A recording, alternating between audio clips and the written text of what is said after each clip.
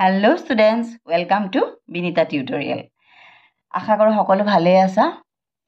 আজি 3 সেপ্টেম্বৰ আৰু 3 সেপ্টেম্বৰৰ দিনটোক অভিৰুচি দিৱস হিচাপে পালন কৰা হয় অসমত। এতিয়া চোৱা অভিৰুচি দিৱস। আজি 3 সেপ্টেম্বৰ। আজিৰ দিনটোক অসমত অভিৰুচি ক্ৰিয়া দিৱস হিচাপে পালন কৰা হয়। তোমালোকে জানানে? হয়তো বহুতে জানা, বহুতে নাজানা। এতিয়া চোৱা এই দিনটোত অৰ্জুন বঁটা বিজয়ী অসমৰ স্বনামধন্য ক্ৰীড়াবিদ শ্ৰদ্ধেয় ভোগেশ্বৰ বৰুৱা দেৱৰ জন্ম হৈছিল। এই মহান ব্যক্তিজনাক সন্মান জনাবৰ উদ্দেশ্যেৰেই তেখেতৰ জন্মদিনটোক অভিৰুচি ক্ৰীড়া দিৱস হিচাপে উদযাপন কৰা হয়। পোনপ্ৰথমে 1984 চনত অভিৰুচি নামৰ এখন অসমীয়া ক্ৰীড়া আলোচনীৰ সম্পাদক শ্ৰদ্ধেয় বলেন্দ্ৰ মোহন চক্ৰৱৰ্তী দেৱৰ উদ্যোগত এই ক্ৰীড়া দিৱসৰ আৰম্ভণি হৈছিল। তেতিয়াৰে পৰা অসমত ৰাইজ তথা চৰকাৰে প্ৰতি বছৰে এই 3 সেপ্টেম্বৰ দিনটোক অভিৰুচি দিৱস হিচাপে পালন কৰি আহিছে। অভিৰুচি দিৱস হিচাপে পালন কৰি আহিছে। অভিৰুচি দিৱস কাক সন্মান জনাই পালন কৰা হয়? আমাৰ স্বনামধন্য ক্ৰীড়াবিদ শ্ৰদ্ধেয় ভোগেশ্বৰ বৰুৱা দেৱ। এতিয়া ভোগেশ্বৰ বৰুৱা দেৱৰ বিষয়ে আমি জানো আহা। ভোগেশ্বৰ বৰুৱা দেৱৰ বিষয়ে এতিয়া চোৱা স্বনামধন্য ক্ৰীড়াবিদ ভোগেশ্বৰ বৰুৱা দেৱৰ বিষয়ে আমি পঢ়ো। অৰ্জুন বঁটা বিজয়ী ভোগেশ্বৰ বৰুৱা দেৱৰ জন্ম হৈছিল 1937 চনৰ 3 সেপ্টেম্বৰ তাৰিখে শিৱসাগৰৰ জয়সাগৰ পুখুৰীৰ পাৰৰ সুন্দৰপাৰ নামৰ এক অঞ্চলত। শৈশৱকালত তেওঁ এজন ফুটবল খেলুৱৈ আছিল, কিন্তু পৰৱৰ্তী সময়ত তেওঁ দৌৰত মনোনিৱেশ কৰিলে।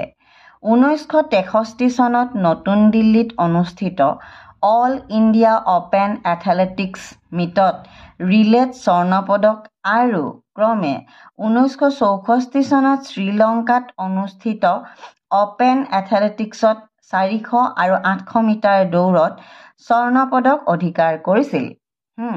তেখেতে কিখিনি পদক পাইছিল সেইখিনিৰ বৰ্ণনা দিছে। এতিয়া চোৱা চণ্ডীগড়ত আয়োজিত ৰাষ্ট্ৰীয় এথলেটিক প্ৰতিযোগিতাত আৰু বাংগালোৰত অনুষ্ঠিত 1964-65 চনৰ প্ৰতিযোগিতাত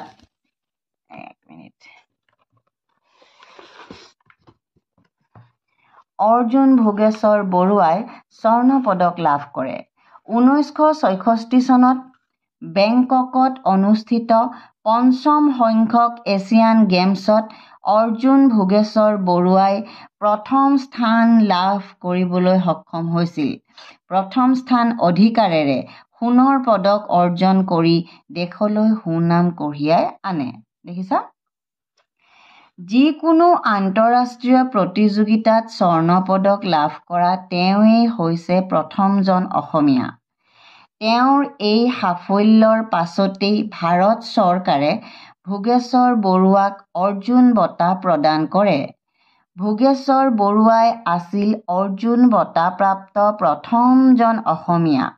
তেতিয়াৰে পৰাই তেওঁৰ নামৰ আগত অৰ্জুন লগোৱা হয়।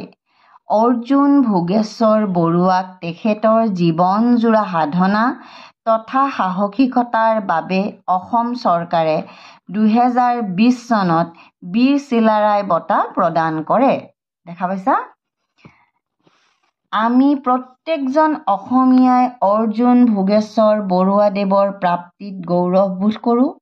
তেখেতৰ অনুপ্ৰেৰণাৰে অনুপ্ৰাণিত হৈ প্ৰতিজন অসমীয়াই অসম মাতৃৰ বুকুলৈ গৌৰৱ কঢ়িয়াই আনক তাৰে কামনা। এতিয়া অভিৰুচি দিৱসটো তোমালোকে হয়তো কিছুমানে শুনিছা, কিছুমানে একেবাৰে শুনাই নাই।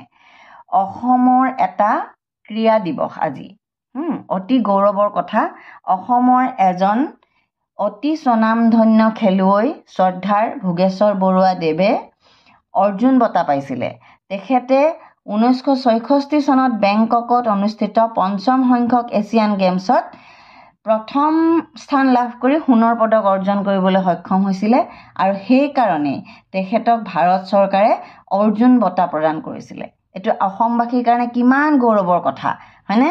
আৰু অভিৰুচি ক্ৰীড়া আলোচনীখনৰ সম্পাদকৰ তত্ত্বাৱধানত বা তৎপৰতাত এই বঁটা আজি কিমান চনৰ পৰা 1884 চনৰ পৰা এই অভিৰুচি দিৱস পালন কৰা হৈছে। গতিকে আমি কিমান গৌৰৱ বোধ কৰোঁ চোৱাচোন। আজি অভিৰুচি দিৱস উপলক্ষে আমি প্ৰত্যেকজন অসমীয়াই আমাৰ স্বনামধন্য খেলুৱৈ অৰ্জুন ভোগেশ্বৰ বৰুৱাদেৱক শ্ৰদ্ধা জনাইছোঁ আৰু প্ৰত্যেকজন অসমীয়াই আমি গৌৰৱান্বিত হৈছোঁ। আজিলৈ এৰিছোঁ। আশা কৰোঁ তোমাৰ ভিডিঅ'টো ভাল লাগিলে তোমালোকৰ। যদি ভাল লাগিলে তোমালোকে লাইক কৰিবা, কমেণ্ট কৰিবা আৰু শ্বেয়াৰ কৰিবলৈ নাপাহৰিবা। আৰু যিসকলে নতুনকৈ মোৰ চেনেলটোলৈ আহিছে তেখেতসকলে ছাবস্ক্ৰাইব কৰি দিব প্লিজ। লগ পাম নেক্সট ভিডিঅ'ত।